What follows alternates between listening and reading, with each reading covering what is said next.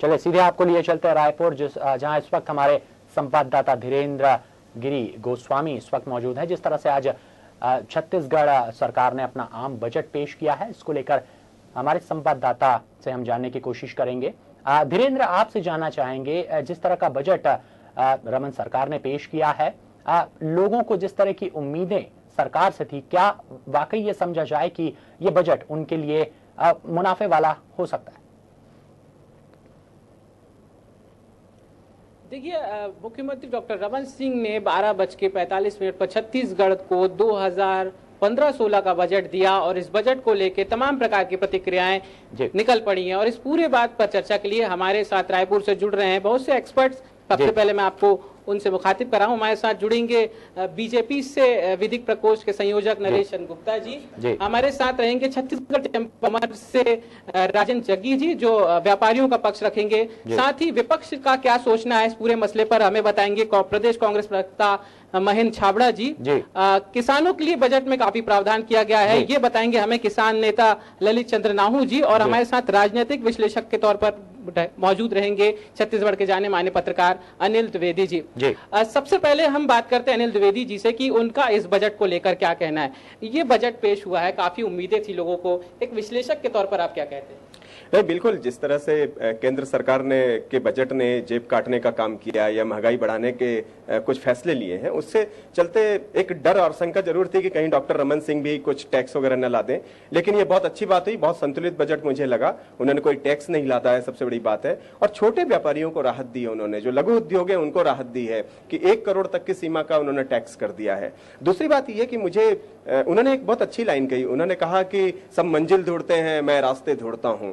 जाहिर सी बात है, वो मंजिल तो उनको मुख्यमंत्री के तौर पर मिल गई है, लेकिन जो रास्ते में जो लोग हैं, किसान हैं, युवा हैं, महिलाएं हैं, व्यापारी हैं, इनके लिए उन्होंने, मुझे लग रहा कि बहुत ज्यादा रुलाने वाला बजट नहीं रहा। कुछ उन्होंने बहुत ज्यादा टैक्स नहीं लादे, जेब काटने का काम नहीं किया। हालांकि एक चिंता उन्होंने जरूर जाहिर की कि जो एक राजकोषीय घाटा बढ़ रहा है उसको बैलेंस करने की बात हुई है। और ये सभी जानते हैं कि हमारे राज्य का खजाना अभी खाली है, सरकार इससे इत्तेफाक मतलब मना नहीं करती रही है, तो टैक्स कहीं ना कहीं से उसको भरने की कोशिश हुई है। दूसरी बात यह है कि युवाओं के लिए एक बहुत अच्छी बजट की बात हुई है। सारे शासकीय कॉलेजों में यदि आप वाईफाई लागू कर रहे हैं तो निश्चित तौर पर एक आईटी के क्षेत्र में एक बड़ा क्रांतिकारी कदम है। इसी तरह युवाओं में भी जो 10% बजट 75,000 करोड़ का बजट है, उसमें यदि आपने 10 करोड़ सिर्फ युवाओं के लिए रखे हैं तो निश्चित तौर पर इस देश की जो राज्य की जो युवा शक्ति है उसको कहीं ना कहीं बल मिलेगा। अनिल जी, क्योंकि ये बजट पेश हुआ और 11 तारीख से कांग्रेस ने किसान मजदूर न्याय यात्रा शुरू कर दी थी। हमारे साथ विपक्ष के नेता भी मौजूद हैं,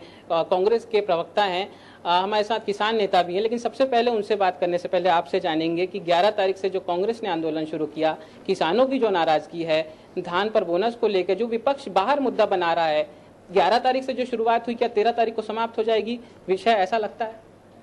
नहीं, देखिए, इससे कोई इत्तेफाक मना नहीं करेगा कि यदि आपने कोई वादा किसानों से किया है उसे पूरा किया जाना चाहिए। जहां तक, और इसके परिणाम आपको मिल गए, आपने नगर निगम के चुनाव हारे, आप पंचायत के चुनाव में हारे, आगे मंडी चुनाव में वहां पर भी आपको दिक्कतें होंगी। तो किसान एक जमीन से जुड़ा व्यक्ति है, उसके धान की उसको सही कीमत मिलनी चाहिए। उसको आप अगर उद्योगों को इतनी राहत दे रहे हैं तो किसानों को क्यों नहीं दे रहे हैं? तो मुझे लगता है कि रमन सिंह जी एक सहृदयशील मुख्यमंत्री हैं और तीसरी बार उन सत्ता में आए हैं। इस राज्य की जनता ने उन पर विश्वास जताया और तीसरी बार विश्वास जताया। निश्चित तौर पे वो गरीबों की चिंता करेंगे, वो किसानों की चिंता करेंगे वो। और जहां तक कांग्रेस ने जो एक मुद्दा उठाया है, गलत नहीं है, कांग्रेस एक विपक्षी नेता पार्टी के तौर पर है और उसने एक क्रांतिकारी अभियान चलाया पूरे राज्य में, किसान कहीं ना कहीं उसके साथ खड़े हैं। तो फिलहाल तो यही लगता है कि जो कांग्रेस ने मुद्दा उठाया बिल्कुल सही उठाया है और कांग्रेस किसानों का उसको समर्थन मिल रहा है। कहीं ना कहीं भाजपा या सरकार इसकी काट जरूर तोड़ेगी।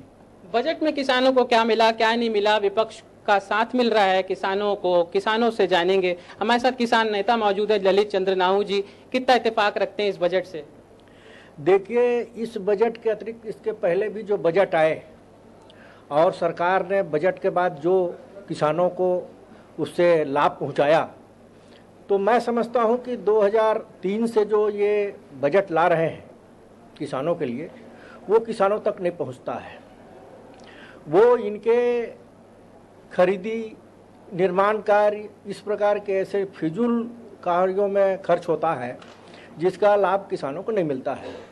जैसे 11 साल में पशुधन 70% कम हो गया, मत्स्य पालन 40% से अधिक कम हो गया। कुक्कुट पालन इसलिए बराबर पर है क्योंकि व्यवसायी वर्ग इसमें आ गया है। ये कृषि के साथ में अन्य व्यवसाय है जो किसानों को लाभ पहुंचाता है। अब जो कृषि का जो व्यवसाय है मूलतः वो धान की है।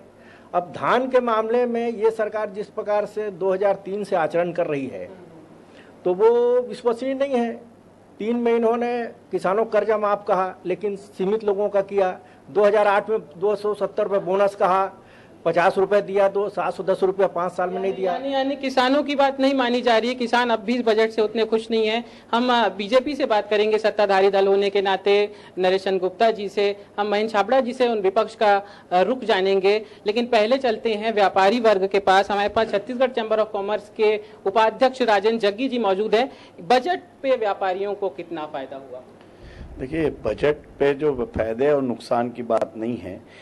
आमतौर पर देखा जाता है कि व्यापारी एक ऐसा व्यक्ति है जो आपके लिए फ्री में नौकरी करता है, आम जनता से टैक्स वसूल के आपको देता है। आज छत्तीसगढ़ चैम्बर ऑफ कॉमर्स जो भी सलाह देता है कि अगर आप ये टैक्स करेंगे तो ये फायदा होगा, जिसको मुख्यमंत्री महोदय ने कबूला कि भाई हमारी जो वेट टैक्स की जो अपना आय है उस पे दिन बढ़ोतरी हो रही है। उसमें मेरा मानना है कि ये व्यापारियों की ईमानदारी है जो आपको ईमानदारी से टैक्स वसूल के दे रहे हैं। आज जो बजट आया उस बजट में व्यापारियों को और ना आम जनता को ज्यादा खुश होने वाली कोई बात नहीं है। आप एक तरफ आपने एक बहुत अच्छा काम किया कि 60 लाख के को 1 करोड़ कर दिया कि इसमें आप अपना स्वतः कर सकते हैं।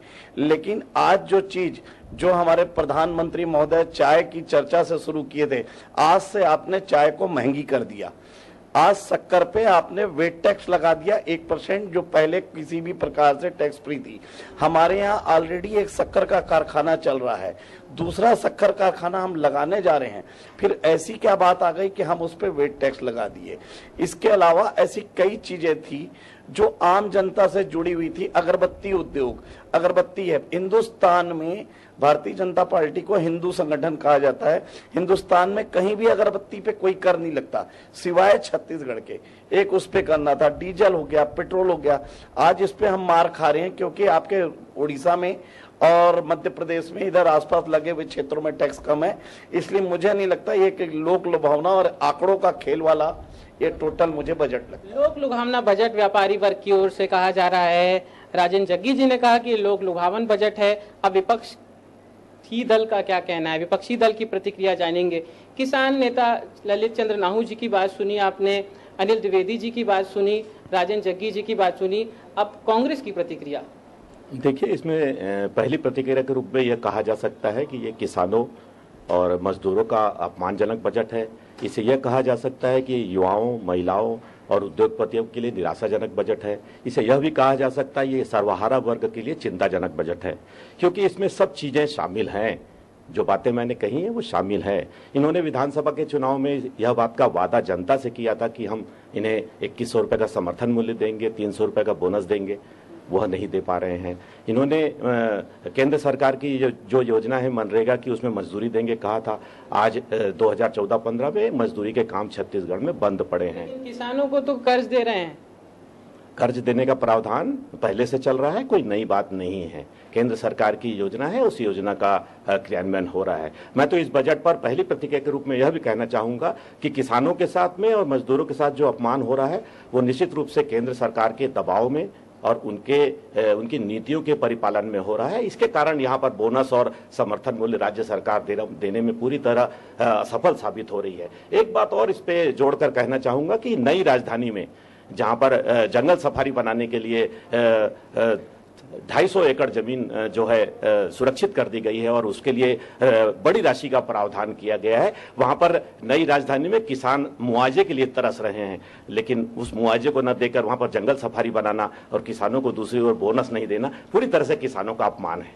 किसानों का अपमान है ये बजट, ये कांग्रेस का कहना है। विपक्षी दल के तौर पर ये कह रही है कि कांग्रेस का कहना है कि ये बजट किसानों का अपमान है और यही वजह है कि कांग्रेस जो है 16 तारीख को छत्तीसगढ़ विधानसभा का घेराव करेगी मजदूरों और किसानों के मुद्दे को लेकर।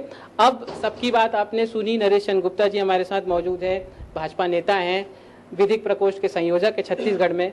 आपने सबकी बात सुनी, कांग्रेस की भी सुन ली, महेंद्र छाबड़ा जी की सुन ली, अनिल द्विवेदी जी हमारे साथ मौजूद थे, उनकी सुन ली, और व्यापारी वर्ग और किसानों की भी सुन ली। अब क्या कहेंगे? देखिए, हमको मूल रूप से बजट की तकनीकता को समझना चाहिए। क्या टेक्निकलिटीज है बजट में। बजट सिर्फ आपका जो फंड है उसका एलोकेशन है। बजट का मतलब ये नहीं है कि कहीं से हमने ब्रह्मांड से कोई चीज लाके जनता के बीच वितरित करना है। सरकार अपनी प्रायोरिटी तय करती है कि इन चीजों में पैसे को आवश्यकता अनुसार, देखिए राष्ट्रीय बजट, प्रदेश की आवश्यकता, प्रदेश की जनता की कितनी आवश्यकता है, किन चीज़ों को हमको विकास करना है, किन चीज़ों में विकास हो चुका है, ये सारी चीज़ों को आधार बनाकर एलोकेशन किया जाता है फंड को।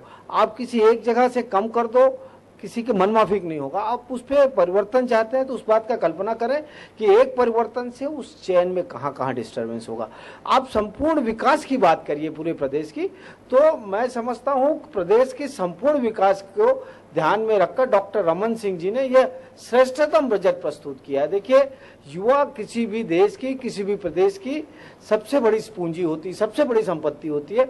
इन्होंने युवाओं के विकास के लिए, उनके शिक्षा के लिए, उनके स्किल डेवलपमेंट के लिए जितना बड़ा उन्होंने बजट का एलोकेशन किया है, ये बहुत ही सराहनीय बात है। इस बात को अप्रिशिएट करना चाहिए विपक्ष को भी। ये बहुत अच्छी बात है, युवाओं को दे रहे हैं, वाईफाई जोन भी बना दे रहे हैं, नए पीजी कॉलेज भी खोल रहे हैं, सब अच्छी बात है, सुनने में बहुत अच्छी लग रही है और वाकई में है भी अच्छी बात। लेकिन जो मुद्दा 11 तारीख से कांग्रेस ने उठा लिया, मजदूरों का, किसान का, धान पर बोनस का, क्या केवल एक कर्ज देने की जो प्रक्रिया यहाँ पर दिखाई जा रही है, जिसको वो पूर्व का प्रावधान बता रहे हैं, क्या इससे उनकी नाराजगी दूर हो जाएगी? ललित चंद्र नाहू जी ने तो खुद अभी कहा कि ये चीजें उतनी लुभावनी नहीं है जितनी लग रही हैं। देखिए, बजट को तो मैं पहले भी बोला, उसकी पूरी तकनीक पे ध्यान देनी चाहिए। बजट सिर्फ आदमी को फीस करने के लिए नहीं बनाया डॉक्टर रमन सिंह जी ने, इस प्रदेश की संपूर्ण विकास को दृष्टि में रखकर प्रदेश की जनता को लंबे समय में क्या फायदेमंद होगा। आज हमारे पास थोड़ा सा फाइनेंशियल क्राइसिस है, यदि उस क्राइसिस को हम और बढ़ा दें, आपको अल्टीमेटली फायदा नहीं मिलेगा, उससे फाइनेंशियल डेफिसिट बढ़ेगा, इरेगुलरिटीज होगी, सारी चीजें, एक सिस्टम कोलैप्स हो जाएगा। जो वेस्ट बंगाल की स्थिति है, वहां पे वित्तीय स्थिति बहुत खराब हो चुकी है। आप ऐसा कुछ भी नहीं कर सकते, तो आपके पास उपलब्ध संसाधनों का मतलब श्रेष्ठतम उपयोग है। ये बजट उपलब्ध संसाधनों का श्रेष्ठतम और वर्तमान सामाजिक परिवेश में श्रेष्ठतम उपयोग है। ये उपलब्ध संसाधनों का श्रेष्ठतम उपयोग बता रहे हैं भाजपा नेता नरेश चंद्र गुप्ता जी। अब ललित चंद्र नाहू जी के पास चलते हैं, जो किसान नेता भी हैं, सामाजिक कार्यकर्ता भी हैं और छत्तीसगढ़ के कोने कोने से परिचित है कि यहाँ पर संसाधनों की उपलब्धता कैसी है। आप बताइए, जिस प्रकार से नरेश चंद्र गुप्ता जी कह रहे हैं कि एक टेक्निकली को समझना चाहिए, तकनीकी पक्ष को समझना चाहिए, और काफी अच्छा किया है सीएम साहब ने, क्या कहेंगे? देखिए, जो भी पक्ष हो, लेकिन जिस किसी कार्य से जिसके लिए किया जा रहा है उस तक अगर लाभ नहीं पहुंचता है या उसके लिए बजट में पर्याप्त प्रावधान नहीं है, तो उसको अच्छा कहा नहीं जा सकता है। जैसे उदाहरण के लिए ये है कि इन्होंने कृषि बजट पर ये रखा है, सिंचाई पर 2,858 करोड़, 10 करोड़ जैविक खेती पर। जैविक खेती तो 11 साल में कुछ भी नहीं हुआ है, केवल बजट आता है, जाता है और इधर उधर खर्च होता है। फिर इसके बाद ये कृषि बजट के नाम पर उन्होंने कुल 10,667 करोड़ का प्रावधान किया, जिसमें सिंचाई, ये जो पिछला जो लिखा है वो भी इसमें शामिल है। अब इसमें देखिए, कृषि विभाग के उद्यानिकी के लिए 1,754 करोड़ दिए गए हैं। उद्यानिकी के मामले में 11 साल में यह प्रदेश 1% भी आगे नहीं बढ़ा है, और उद्यानिकी में जितने भी प्रकार के उपकरण खरीदी हुए हैं उसमें भ्रष्टाचार सामने आया है और फर्जीवाड़ा सामने आया है।